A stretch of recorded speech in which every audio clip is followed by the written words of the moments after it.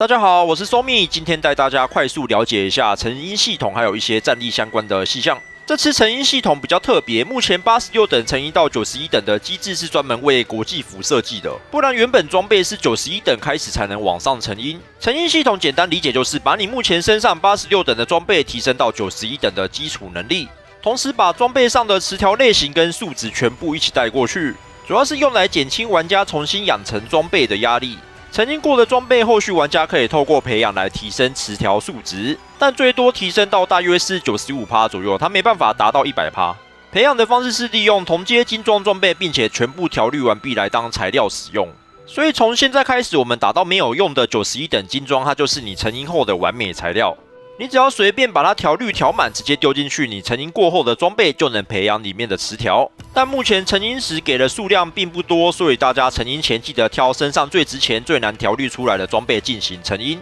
讲白了，成因就是一套装备过渡的速成法，但大家一定要记住它的2个致命伤。第一就是前面说过的词条最多只能培养到大概95%。第二是装备的第一词条，也就是初始词条，这一个是没办法进行培养的。所以如果你想要数值比较顶的装备，还是要走老方法，直接去刷91等装备再进行调律。成因主要目的还是让旧装备可以往上提升，让大家至少有个70分到80分的装备等级，避免大家从头开始刷挫败感太重。然后我今天调了几个91等装备，感觉词条没有歪的那么严重了，但不知道是不是我的错觉，毕竟当初86等装备真的是一路歪到底。另外这边再补充2点装备的注意事项。第一点，目前91等装备，如果你不是成因上来的，是自己打的，已经可以进行多次转律了。我们转律完一次，假设这个词条不是你要的，大约1个礼拜之后就可以再次进行转律。但这里要记得，我们一件装备还是只能转律1个词条类别。我一开始误会以为全部装备词条都可以无限转律，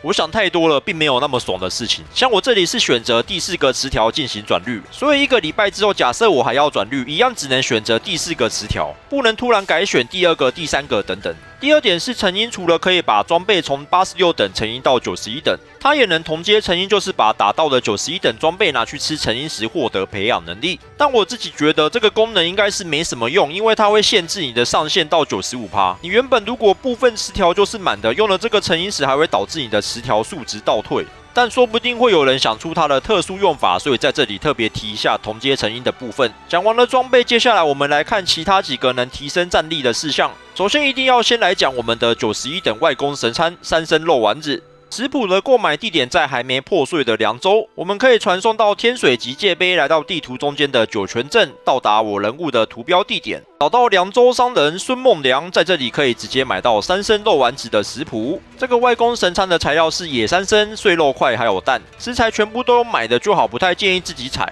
碎肉块跟蛋主要是太便宜了，自己采蛮费时间的，不如直接用买的。野三生这个就千万不能买错了，我们不要跟新人杀手胡牛买，他一个野三生卖1000块，我们到鬼市直接找道玄狐，一个才卖300啊。不知道是胡牛太会做生意，还是道玄狐在破坏市场行情，但我觉得可能是店租的问题。总之我们买材料，除非这个商品只有胡牛儿有卖，不然尽量不要跟他买东西，通常他都是卖最贵的。接着来看妙音石的部分，现在可以用3个紫色妙音石合成1个金色的，所以之后打到必带紫色词缀的装备，可以直接拆解来获得紫色妙音石，集满3个就能拿去合成金色的。顺带一提，这次91等公爵的材料没有做任何更动，是直接照搬入府的。另外，因等级上限提升，期数目前已经可以突破到6重的。武学突破跟装备叠音也是跟着等级走，大家也别忘记要去升级。战斗相关的部分，最后剩下91等的符铁跟补血药剂，这2个分别需要银身等级文士玄壶到达5等2阶才有办法制作。